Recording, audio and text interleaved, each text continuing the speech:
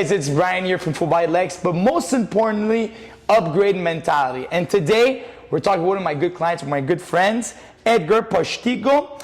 Always composed, Edgar Postigo is a mortgage specialist at CIBC, and he's here to speak about the housing market and give some insight on certain questions we always have. Edgar, welcome to Upgrade Mentality. Hey, Roman, how are you? How's everything? Very good, very good. So guys, for you guys that know or don't know, Edgar Postigo is one of my good clients here at the gym. He started off here on the special that we had this summer, and right away he got along with all the crew, all the community, and now he's a lively part of the community.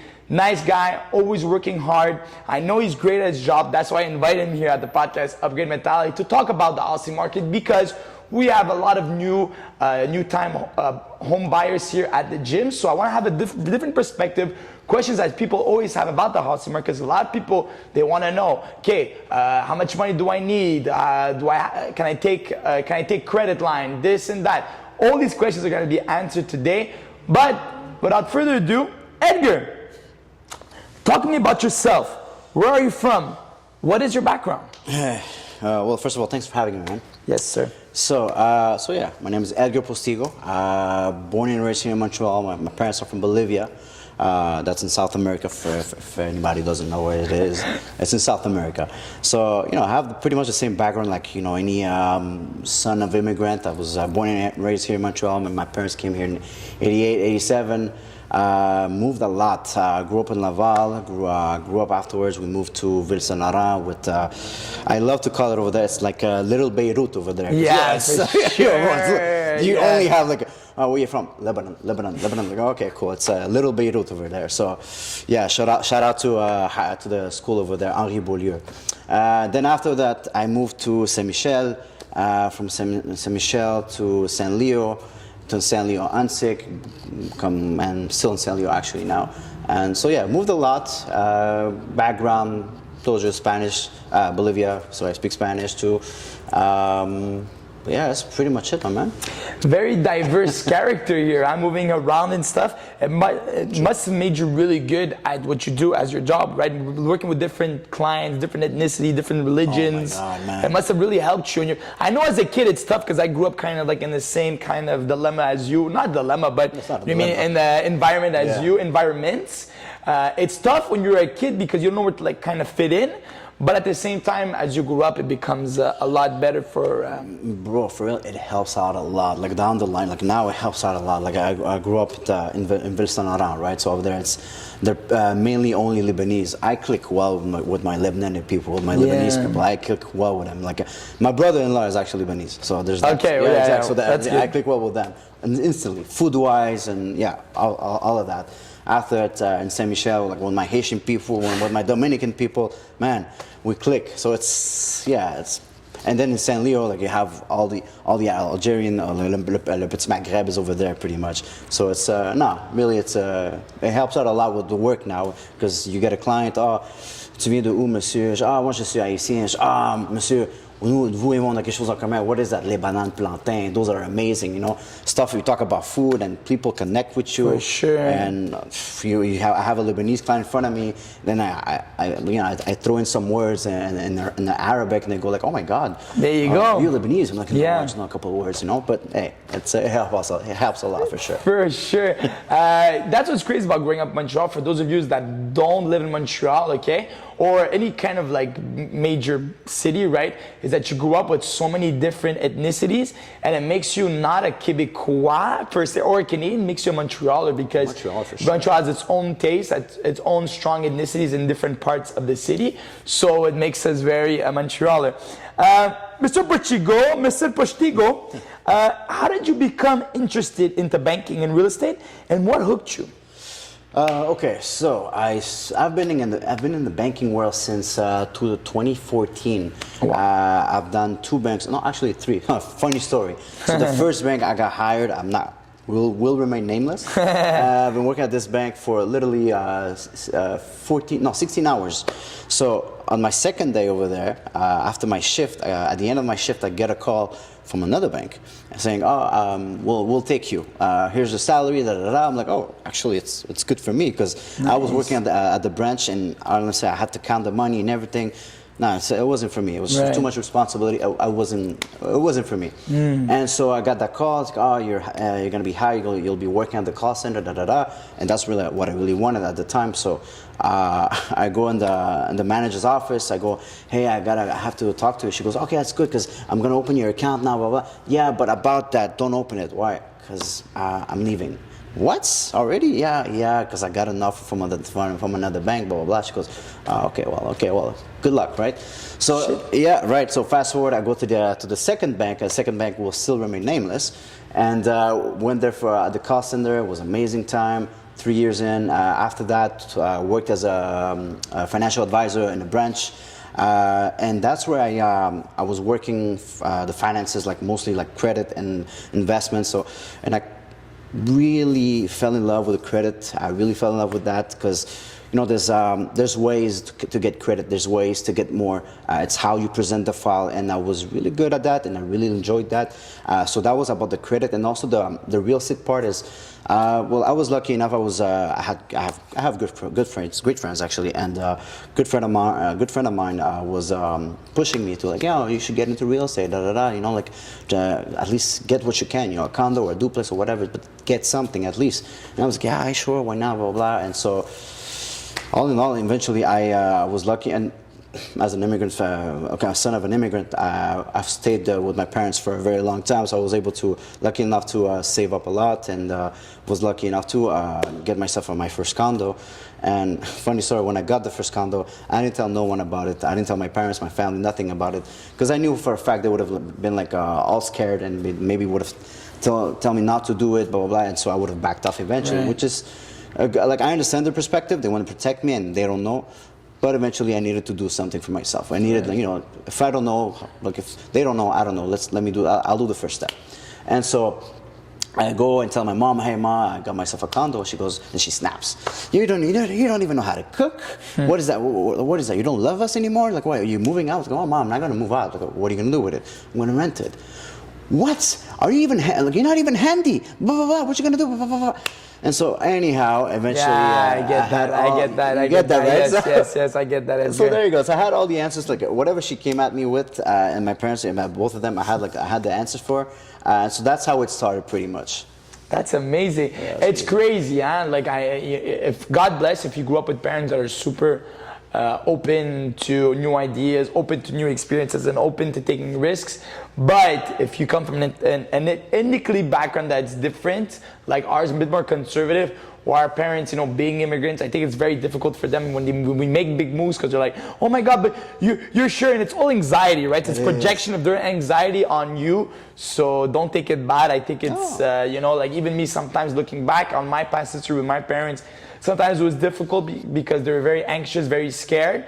But at the same time, it comes from a good place. It comes from a place of, you know, safety. They want you to feel comfortable. But if you want to progress, you can't be comfortable. Exactly, and it must have been the same thing for you. I mean, Yeah. I mean, look at you, full body athletes, right? Yeah, for sure. Yeah, it was very tough in the beginning. I think I tell this to people all the time. If you're trying to please, it could be your family members, it could be your friends, it could be anybody, and you don't respect yourself, then ultimately you're going to be a loser in this exchange. Okay. Correct. Edgar, what are the different things a mortgage broker does in a day? What are the different things? Yeah, that's funny. Because I see you sometimes here in the morning, I see you sometimes here at night. I'm like, what's going on with this guy? Well, yeah, we're lucky enough to have this flexibility in our schedule, honestly, Right. because most of them, like they all work on commission, base commission only. So what you have to do is go out there, get out there, and like meet people, meet realtors, meet new partners, try to develop your network, and so that way you get referrals and this and that, right? But that helps also with the schedule because you're not at the office, so you just work from home remotely, or you can go to the branch. But Right. you know, you still have time for yourself to come here, or whatever. But listen, but for me and for some that I know, what they do is like, you know, obviously emails is a major part of our of work because you get emails from that pending file, from that appraisal, from the et cetera, from your broker, whatnot. So you check your emails. That's one thing for sure. Second thing is keep in touch with your partners. You know, like you try to keep in touch with your partners. Oh, hey, what's up? What are you doing tomorrow? I have this golf event. Want to join? Yeah, sure. Okay, cool. Let's go out to try to do stuff like that, because that way you maintain that relationship, and it's not good. Yeah, eventually it grows into a better. Hopefully, it grows into a better relationship. Not only like a partner wars, not only a work environment. It has to be like, come to my wedding type of relationship. You want that eventually.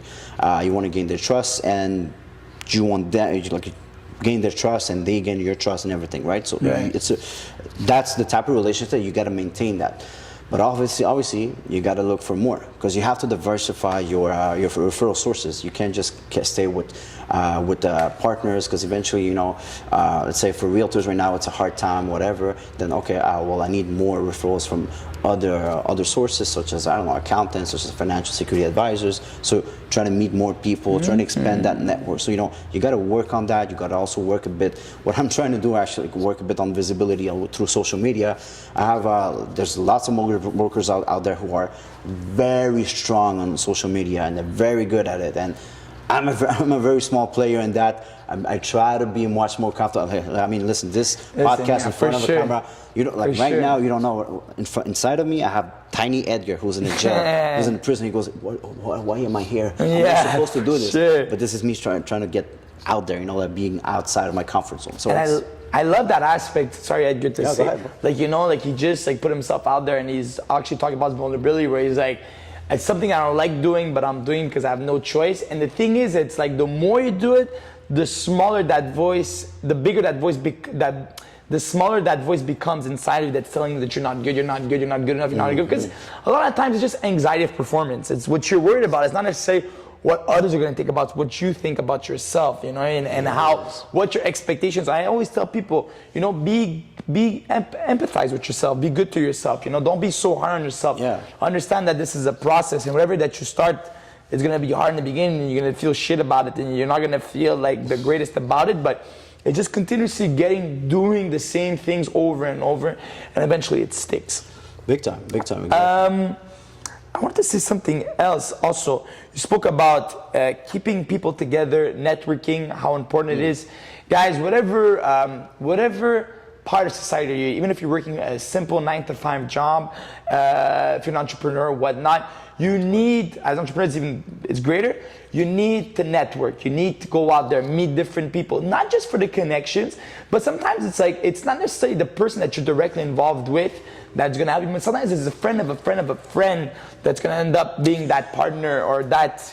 Big time, man. I mean, for example, that friend of mine who I told you, who pushed me a lot to get into real estate. I've known him since only 8 years now, but he was a friend of a friend through Cégep, and we weren't going to the same Cégep. We did a Spartan race together, and then eventually we became friends, and then he pushed me through that. I'm like, oh shit, thanks, man. And we keep contact, and that's the thing about network. And the first thing that I learned, that we learn whenever we work at banks, they tell us listen, network.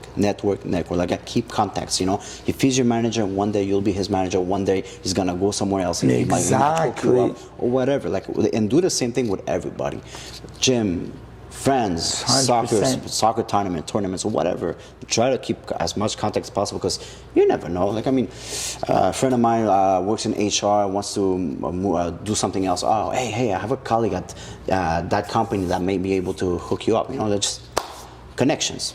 It helps out everybody. It helps out everyone, and also it's so important for business to be long and to be strong, right? Because sometimes as we think that our sources, if you don't get out, people are gonna come to me, and that's not true. You have to put yourself out there. You gotta meet different people, and you have to make your time in your schedule. You know what I mean? You're a busy person, but you gotta make that time to dine. You know what I'm saying? Well, there you go. Exactly. Regarding that question, what we do, we have to check our schedules. We check our schedule. Okay, the calendar. Okay, this week I have this. This week I have to go. I have to come to your gym to do the podcast. Right. Later on this week I'm meeting this. Gotta keep in touch with your calendar and everything. Very important, guys. Keep in touch with the calendar. Have a to-do list, right? So you're always on track. Mr. Postigo, how did recently we just went over a 3-year period where there was COVID. It was a big pandemic, thank you. Big pandemic in the world, and it was very difficult for all lines of business. However, the housing market did very, very well for itself, okay? Tell me, how did COVID affect the housing and banking market since that period? Yeah, well, about that, how can I say, it's not the pandemic, but at that time what happened is that it was low inventory, and the rates were so low. Like you had 1.70, 1.50 sometimes. Yeah. It was amazing. It was good times, right? Good times, right? You weren't able to go out after 8 o'clock. Good times, right? Yeah, exactly. Good times for you, but Yeah, right. But yeah, that's the thing. So low inventory, rates were low, so people were looking at the rates like, oh, so I can actually get a house of 500K for 1,900 per month. Oh, no, that's amazing. Let's go get that. But the thing is, so they would look at a house with their realtor and, okay, how many offers are on the table? There's 25. Oh my God, there's 25. So some of them are not willing to go like all the way to like 100K more. Some of them were only willing to go like 20K more, 30K more. And unfortunately for them, to this day, they didn't find their house, or they found condos, but they're not down for a condo. They really wanted that house. And so I had a client also, he was pre-approved for like 620. He looked at a house at listed at 500K. He goes with the realtor, and he's a construction guy, so he knows what to do with houses, right? He goes, because what's 500K? Okay, well, I'll give him, because we're in bidding wars right now, so I'll give him a 520. But the realtor told him, listen, if you give 520, forget it. Don't even, let's not waste our time. You're going to lose it. Why? Because there's 18 offers right now on the table, and then you have to go, I would say go with your max. Yeah. And do you really want the house? Yeah, but it's not really worth that amount. Yeah, but eventually it's gonna worth that amount, blah, blah, blah. Yeah, but I'm a construction guy, I know stuff, I know that. So he eventually did the offer for 620, and he got the house. So, I mean, he got the house, but that was the reality back then. Yeah. Low inventory, lots of people throwing themselves at houses. Now, actually, right now, the market is shifting a bit now. Instead of, for example, you see a house of 650 right now, there's no longer like 20 people. There might be 5 people, but those 5 people might not give you like more than you're asking for. They might actually negotiate down the price, 630, 620, 625, blah, blah, blah. So sure, the seller is gonna make money. She bought the house at a certain price. She's selling the house at 650. She'll make money, but maybe don't expect to sell overpriced. So that's the reality right now. So those are different times in 2 years. Imagine that. Right, crazy. Low inventory sparks the prices up because people are overbidding, right? They're overbidding. There's not so many houses. Now there's so many more houses, but now it's a lot more difficult. More houses, or actually maybe more houses, yeah. But the thing is also less buyers, because the thing is, because now the rates went up. Now with the rates went up, it's harder to qualify. Or you do qualify, but you don't qualify for the amount that you were looking for. So let's say you were, just to give you an idea also. So for example, someone back then 2 years ago with a rate at 1.70, back then 500K mortgage or 495 mortgage, the payment per month was about 1,900 to 2,000 bucks per month. Crazy. Right? Okay. Now keep in mind that person was a tenant, was paying maybe 1,200 bucks. Now she just got herself a house worth of 500K for like 700 more, right? It's crazy, per month. yeah. Now fast forward 2 years later, like right now, let's say the rate is at 5%, because it was at a certain time it was 5%. It was for the same price. It was $2,700 per month. It's crazy. Exactly, and that's with 5% down payment. And so yeah, it's a big. So again, keep in mind that person was a tenant, paying 1,200 bucks. Now you gotta pay 27. I mean, if you're comfortable with your budget wise, sure, go ahead, right? If you're okay with it. If you're not okay with it, think it over. Maybe you don't have to go get that 500K. Maybe compromise and get the condo, and then eventually sell it. In 5 years, you'll make money out of this. You're also at the same time, your income's gonna grow. What you're gonna do, you're gonna use that down payment, but finally you'll get your house that you wanted, and by then, hopefully, the rates will be better. Hopefully, so. There's strategies. Wow. We'll talk about the rates. We'll go further on the detail on the rates and a couple of questions later. But I love what Edgar was saying, how the different perspectives and the different ways of doing things, which is good, because as a buyer or as a person that's, I'm slowly looking into the market, to have a different perspective, a professional's perspective, how they look at it and how you can manage, how you can deal. It's very interesting, and I can't wait to talk more about it. Edgar. A simple question, maybe simple for us, well for you, but it's a question that comes around a lot, especially for new home buyers. What are the important things we need to know before we purchase a house, and what is the general procedure? All right. So what you need to do is keep an eye on your credit score. You know, like if you know for a fact that your credit score is fine and everything, you know, there's ways to keep track of it. Equifax, some apps online that they're not exactly the thing, like they're not exactly on point, but they're close enough. If you have a collection somewhere, pay it off. If you went bankruptcy but you still want to get the house, there's ways to go about it. Call a professional, you know, something like that. But the first things first, get a pre-approval for sure. And as you go through the pre-approval process, it's very simple. The bank wants to know, okay, do you work? Do you have a down payment? How's your credit? And okay, cool. So I need documents for that. 3-month statements. Let's see how, like, did you have the money for 90 days? Yes. Is it yours? Yes. Is it saved up throughout time? Yes. Perfect.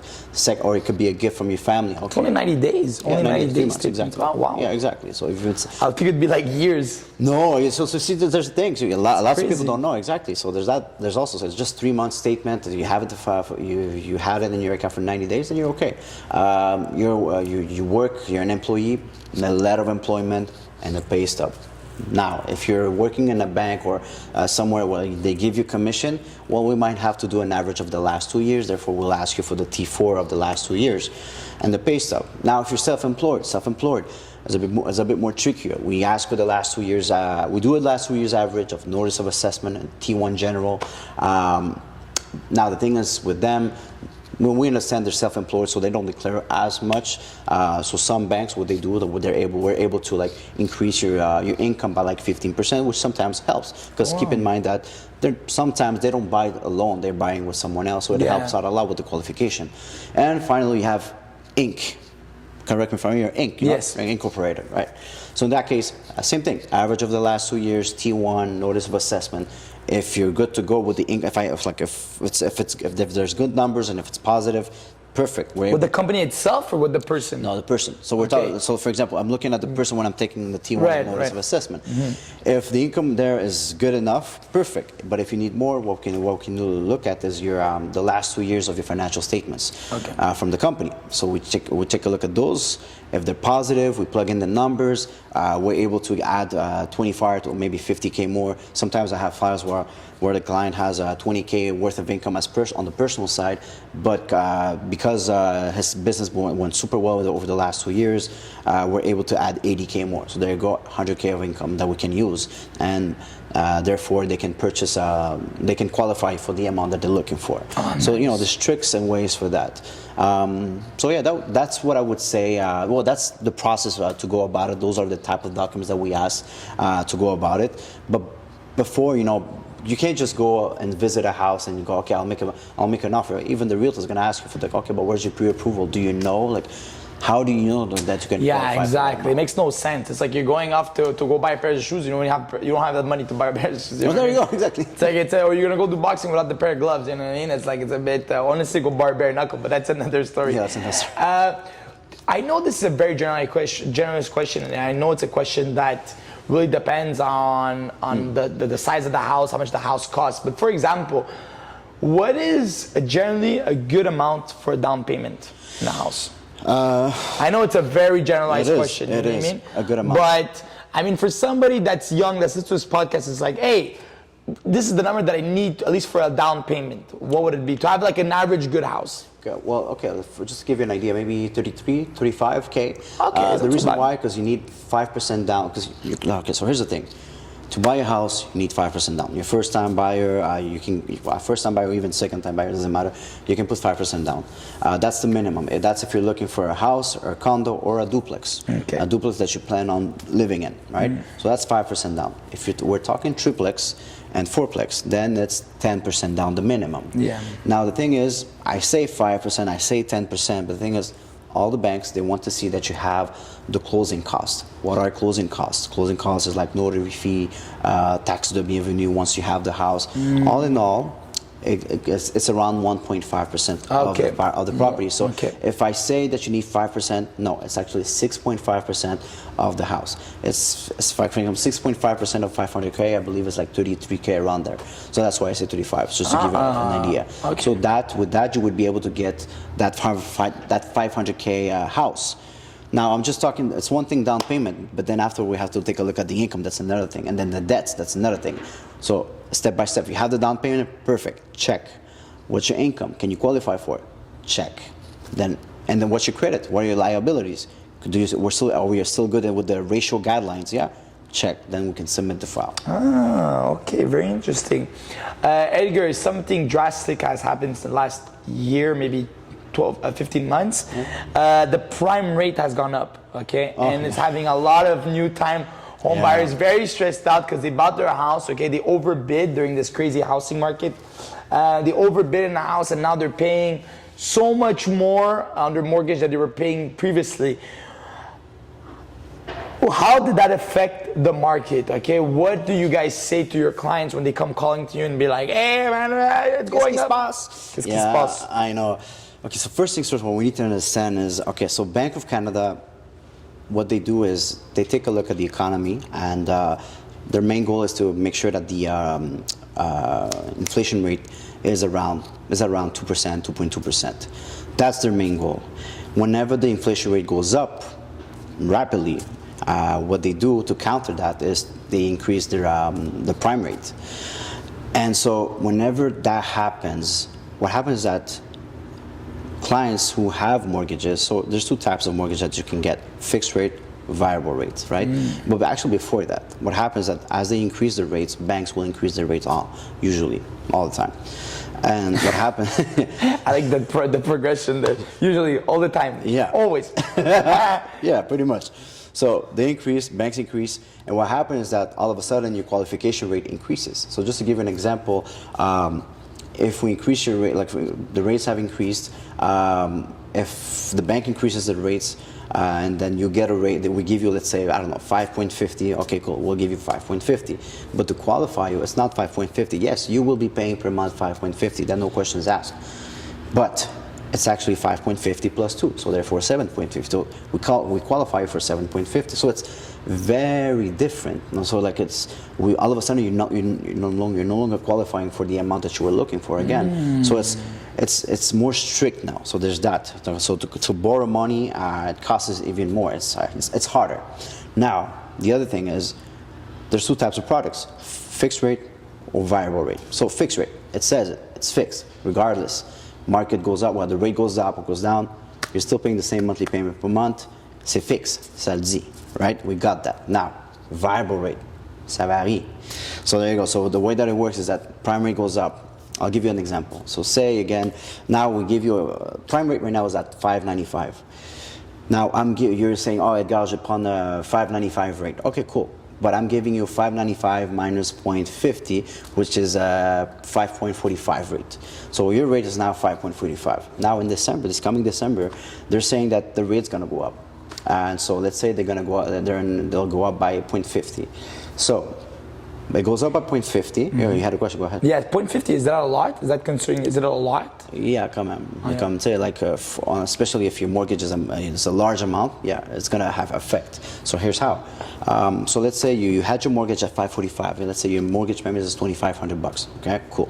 Now in December, so it depends with which bank you're dealing, and there's good and there's good isn't good. Both are good. Yeah. So the way that it works is that, for example, let's say you might be dealing with a bank where they say, okay, well, if the rate goes up or the rate goes down, don't worry about that. You will still keep paying the same monthly payment per month. That $2,500 per month, you keep the same payment per month. The only thing is that you'll be paying much more interest. Cool. The thing is with that is that eventually, and that's what happened this year. A lot of people had a variable rate. March came in, okay, cool, rate went up, boom. Okay, so now it doesn't affect my mortgage payment, right? No, it doesn't affect you. You keep the same. Cool. 3 months later, it went up again in June. Oh, okay. But what happens now? All of a sudden, in September, again the same thing. Now you get a letter at home saying, oh, by the way, we know that you keep the same payment per month, but just know that your amortization, you were supposed to, like in 5 years, supposed to be at 20 years of worth of amortization on your contract. But because now your mortgage payment is no longer paying anything on the principal, you're only paying interest. So your full 25 is only interest. The balance is still the same. So what's happening is that your amortization, instead of like being 20 years, is actually 31 years, 32 years, depending on how big of a deal it is. So what's going to happen is that they'll tell you, like, listen, you can increase your payment if you want to. So you have people panicking about that. Now the other thing is, you have other banks where what they do is that okay, we'll increase you. If the rate goes up, we will increase your payment. Why? Because we want to prevent the first thing that I told you about, which is the amortization thing. Now, again, as I said, both things are good because one worries about the budget payment per month, right? The other wants to make sure that in 5 years, long term, exactly. But the downside of the other thing also is that not everybody is comfortable with just an increase of payment like that. So let's say in March, 2,500, 3 months later, 2,700, 3 months later, oh my God, 3,200, oh my God. Holy shit, exactly. I can no longer save, I can no longer, oh my God, like, c'est tough là, tu sais. So that's what's happening right now. My suggestion would be like, you know, if you took a variable rate, try to remember why you took a variable rate, all right? Because, so here's the thing. And me and other mortgage specialists and other mortgage brokers tell that to their client. So we have a client, and literally this conversation that I'm having with you is the same exact thing, which is, okay, so here are the advantages of a fixed rate, here are the inconveniences of a fixed rate. Here are the advantages of a variable rate, here are the inconveniences of a variable rate. The choice is yours. For sure the choice is yours. It's easy to say that, but I would say even more, it takes a certain risk appetite to take a variable rate. Not everybody is comfortable with it. If you see that, try to picture yourself in the future like, wow, if my payment goes up or if my amortizations is off the roof, what do I do? Like, am I gonna be okay with that?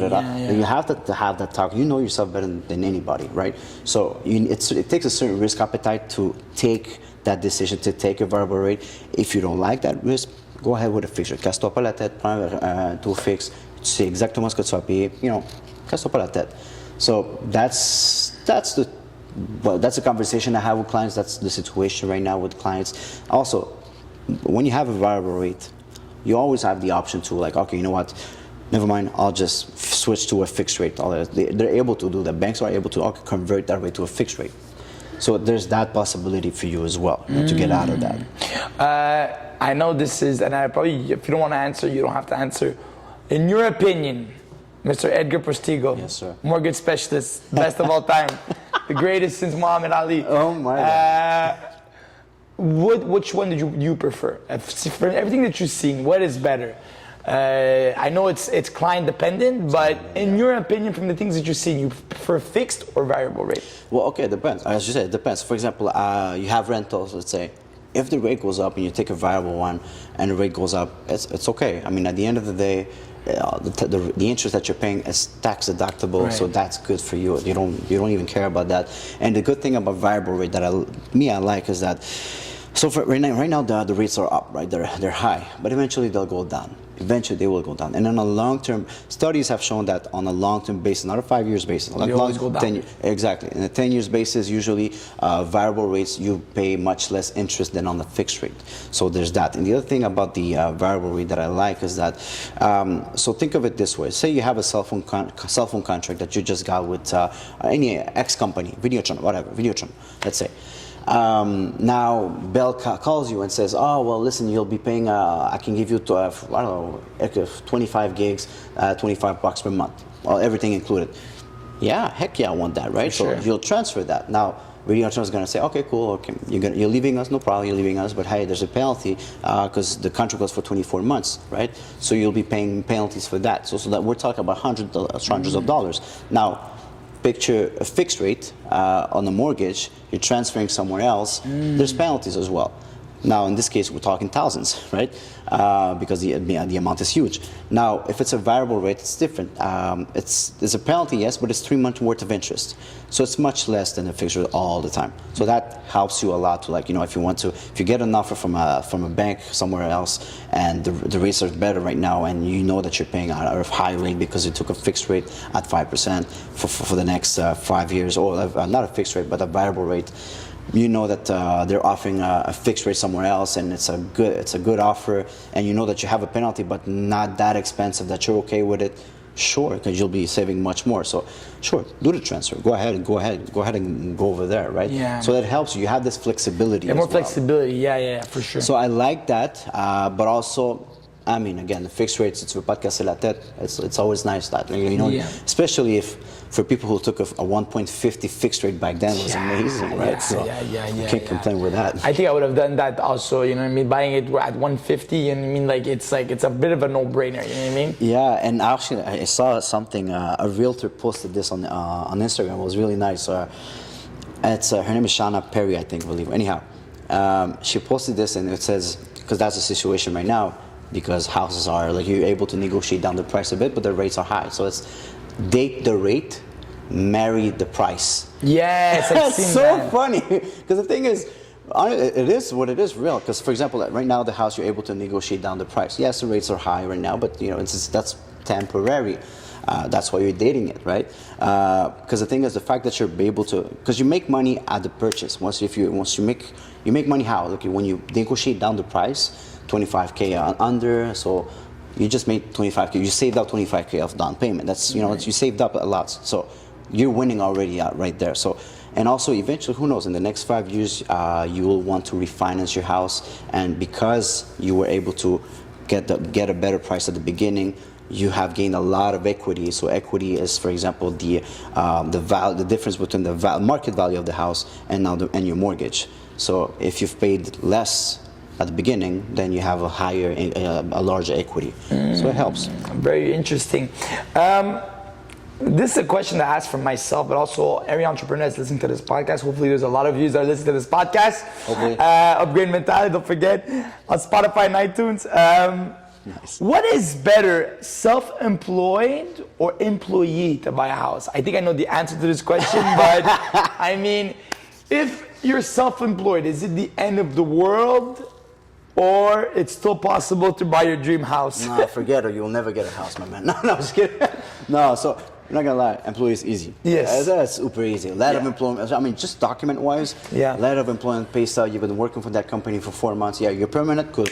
No problem. There you go, right? There you go. And then eventually, imagine that guy gets kicked out or whatever, or he leaves or whatever, but he got the house, right?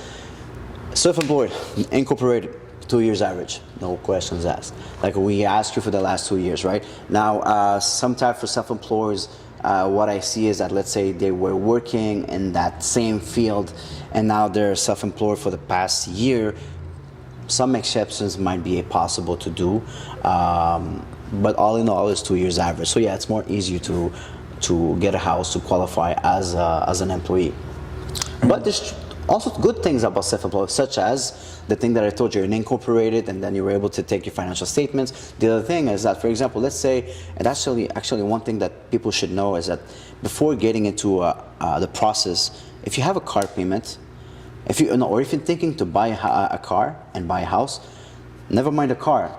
Don't get the car now. Get the car later, because if you get a car and there's car payments on your credit, you won't qualify for It's a bad hit. Yeah, exactly. You won't, and you won't be able to qualify for the amount that you're looking for. You will be held back because of that 500 car payment, right? So wait a bit for that, right? But the thing is, for you guys self-employed, if you have a car payment on your credit, well, we will ask you, okay, well, is this car payment under the company? Please, it has to be yes all the time. It has to be, please, because if it's a yes, then we write it off. We just write it off. We don't take that in consideration. Now, if you tell me, and that's the important to reach out to a professional before getting into the process, we'll ask you, do you have a car payment? And you're self-employed? Yes, I have a car payment. Is it under the company? No. Okay. So what I would strongly suggest you to do is to call that company, the company, dealership, whatever. Call them. Okay, please make the payments in this account number or on this void check number, which is your business account. In that case, what we do, we'll ask you, okay, well, sure. If you tell me that, yes, now it's going in my business account. Okay, just show me a statement the last 2 months. Okay, cool. I'll take a look if the car payments are going there, and if it's matching the right number, the number that I have in the credit bureau, then fine, I'll write it off because it's on. We have proof that it's under the company. Very interesting, guys. Very informative, Edgar. Saying that if for example, I buy a car and I'm a self-employed business owner, in that case, instead of putting the car under my name, I'll put it under the business, so you can write it off. That's one amazing trick. I wanted to ask you another trick, because you asked. We were talking before about switching banks possibly if for better rates. Is that possible? Can you do that at any time? What are the regulations under that? What are the rules? So yeah, you can, but the thing is, as I said, there's penalties, right? Right. So let's say you go, a certain bank comes to you and say, oh, hey, we have this offer right now, would you like it? And you compare like, oh, right now I'm paying too much. With this, I would be paying this. Okay, cool, I'll transfer. Sure, you can do that. That's not an issue. The only thing is that you still have to qualify with the other bank.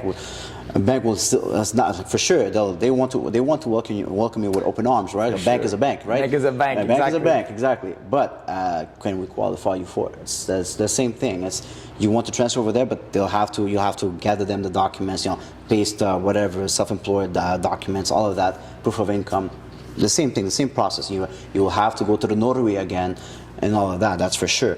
But it's a process. It's very doable. But the thing is. Right now, the rates are pretty much the same everywhere. Right? Yes, exactly. So if you locked yourself right now, let's say a fixed rate for 5 years at, 5%, and now eventually through the next 3 years, the rates are at like 2% maybe, maybe you'll be like down to transfer. But before doing the transfer, I strongly suggest you to call your bank and see and take a look at your penalty. What's your penalty? If it's a huge penalty, maybe wait a bit, because if it's like 10,000 worth of penalty stills, maybe not the ideal moment. Just wait out those 2 years left on your mortgage and then eventually shop around. Okay. Edgar, now enough of housing markets and penalties and all these things. You obviously train a lot at the gym, right? Since I met Edgar, since he started at the gym, he's been very, very, very consistent. Edgar, tell me, how do you connect being super fit, or how does it help you being really good with your fitness, being obviously very dedicated, very consistent? How does that aspect help you in your everyday mortgage specialist business? Well, first things first, let's take out that super fit word. Like it doesn't. I mean, it's not associated with me. He's very not fit. associated with me, but thanks. Yeah, very humble. Thanks. Well, listen, help out a lot, man. Like I'm not gonna lie. This year, 2022, was the first year where like I really told myself, you know what? Like, I've partied a lot. I have fun a lot. Like.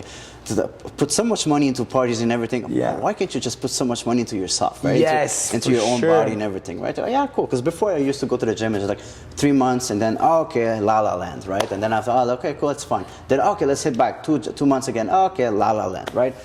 But now this time, I was lucky enough to join a boxing gym that I've told you about since January. Well, since 2 years, but since the past December up to like June.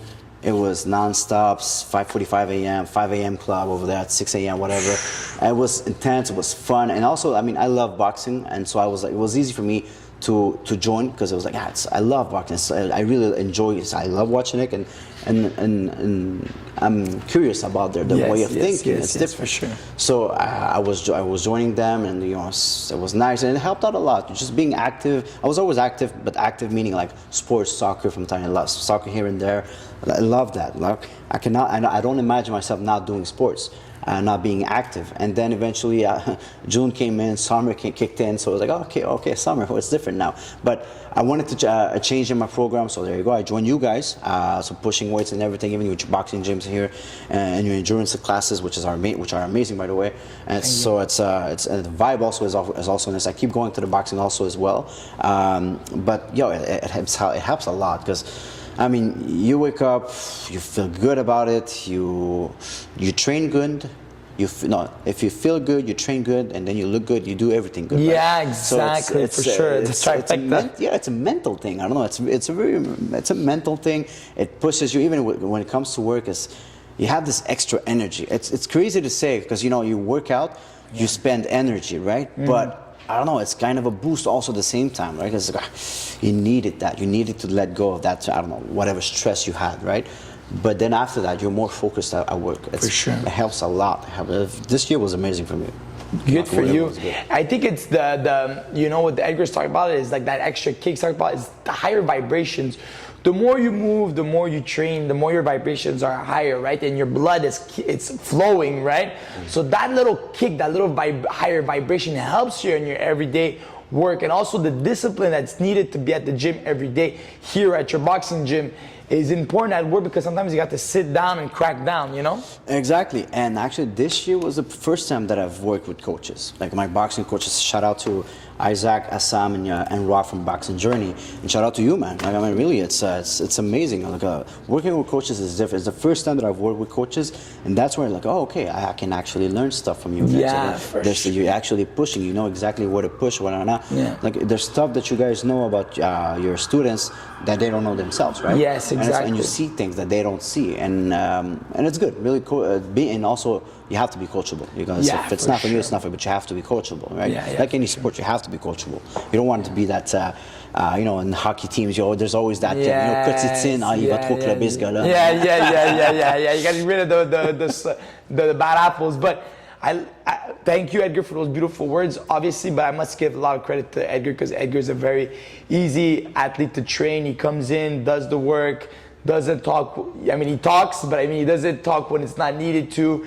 He's disciplined. He gets here, head for the work, He works hard. He's very motivating for me as a coach, because obviously what you want is to see dedicated athletes, and that's exactly what he is. But honestly, all credit to him. But yes, for sure, us trainers, we always try to, the coaches, we always try to bring out the better in our clients. And sometimes we see athletes or clients that have so much potential, but unfortunately, because of traumatic events in the past, confidence issues, consistency issues, they don't exploit their full talent, which is very hardening for me as a coach. I think any coach that really loves to see progression, it's difficult. One of the last questions here, Edgar. Very personalized question, very personal question. Who is your inspiration, role model in life, and why? Wow, that's tough, man. Yeah, I know. So many. Yeah, I know. Well, listen. First things first. My parents, right? Like, as a son of immigrant, they come here. They don't know the language. Throughout the years, you realize, man, they left a lot of things, relationship, friends, families, work, stability over there, to give us a chance to be better, right? To do more, whatever, to help out also. So them, for sure, work ethic came from them, for sure. Also recently, for the past 5 years, I've interested myself in more other athletes such as Kobe Bryant as well, and their mentality, that's famous Mamba mentality, and the work ethic and everything. But recently, the one that my favorite superstar right now is Giannis Antetokounmpo from Milwaukee Bucks in the NBA. He has, I guess it's because he has this immigrant mentality, which is because that's his story.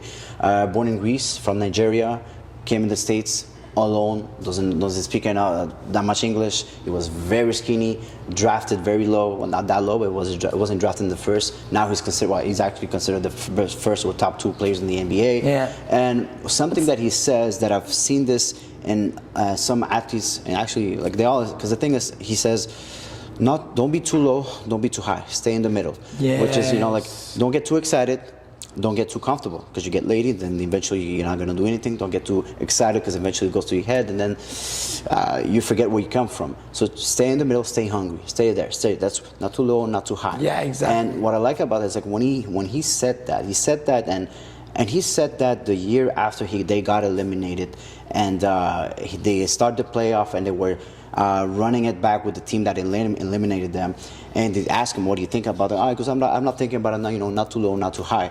And I remember then after the next day, I was watching. I love sports, so I watched sports news and go like, "How dare he say such a thing?" Nah, it's not the Kobe like, it's not the LeBron jacket, blah blah blah.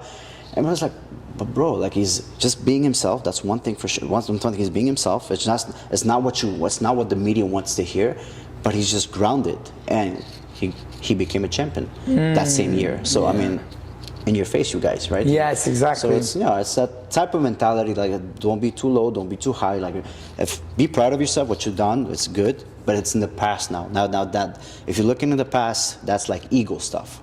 Keep forward. I love what you just said about, well, I won't say his name because it's a tough name to say, but Giannis. I know Giannis. Yeah, thank you. About Giannis and keeping that never too high, never too low.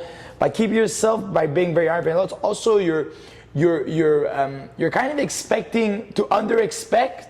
And when something big happens, well, you're actually surprised before you're like expecting, right? Yeah. People, they expect, okay, if I do everything well, everything is gonna be good for me.